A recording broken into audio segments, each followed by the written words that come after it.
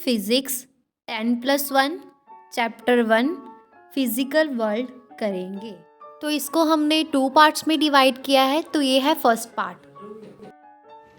तो हमारा जो फोर्थ मेन टॉपिक है फंडामेंटल फोर्सेस इन नेचर, इसमें हम 4 फोर्सेस के बारे में डिस्कस करेंगे। सबसे पहले आती है ग्रेविटेशनल फोर्स, उसके बाद इलेक्ट्रोमैग्नेटिक फोर्स, देन आती है स्ट्रॉन्ग न्यूक्लियर फोर्स और उसके बाद वीक न्यूक्लियर फोर्स। तो सबसे पहले बात करते हैं ग्रेविटेशनल फोर्स की। तो ग्रेविटेशनल फोर्स जो है वो सबसे वीकेस्ट फोर्स है और ग्रेविटेशनल फोर्स जो है इसको यूनिवर्सल फोर्स भी बोलते हैं। ग्रेविटेशनल फोर्स जो है दो जो ऑब्जेक्ट्स है जिनका मास है उनके बीच में जो अट्रैक्शन है, फोर्स ऑफ अट्रैक्शन जो लगती है उसको ही हम बोलते हैं ग्रेविटेशनल फोर्स। और ग्रेविटेशनल फोर्स में नेसेसरी है कि दोनों में से कोई और एक जो ऑब्जेक्ट है उसका मास दूसरी से ज़्यादा हो। ग्रेविटेशनल फोर्स हमेशा जो है अट्रैक्टिव होती है, नेचर में हमेशा अट्रैक्टिव होती है। ग्रेविटेशनल फोर्स की रेंज जो है इनफिनाइट है। उसके बाद अगर बात करें तो ग्रेविटेशनल फोर्स जो है ये लार्ज स्केल फिनोमिना में लगती है, जैसे बोल सकते हैं गैलेक्सीज स्टार्स की एवोल्यूशन में या फिर उनकी फॉर्मेशन में। देन आता है इलेक्ट्रोमैग्नेटिक फोर्स। इलेक्ट्रोमैग्नेटिक फोर्स जो है ये वो फोर्स है जो चार्ज पार्टिकल्स के बीच में लगती है।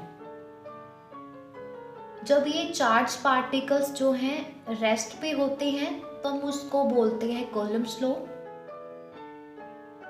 और जब ये चार्ज पार्टिकल जो है मोशन में होते हैं तब एक मैग्नेटिक फील्ड जो है प्रोड्यूस होता है।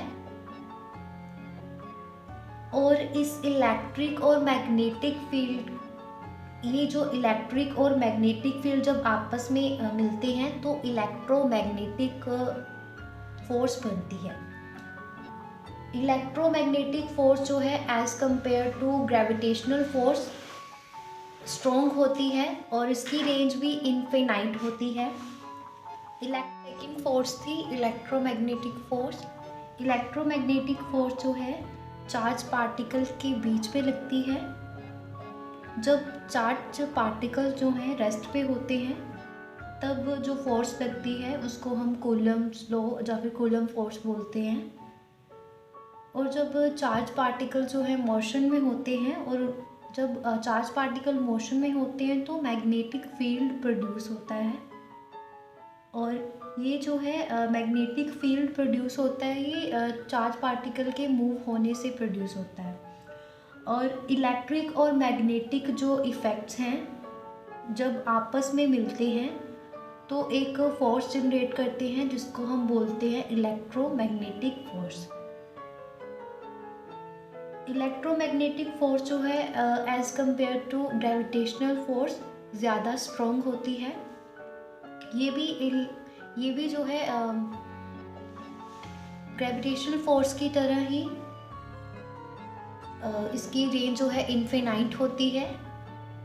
इलेक्ट्रोमैग्नेटिक फोर्स जो है रिपल्सिव और अट्रैक्टिव दोनों ही होती है नेचर में।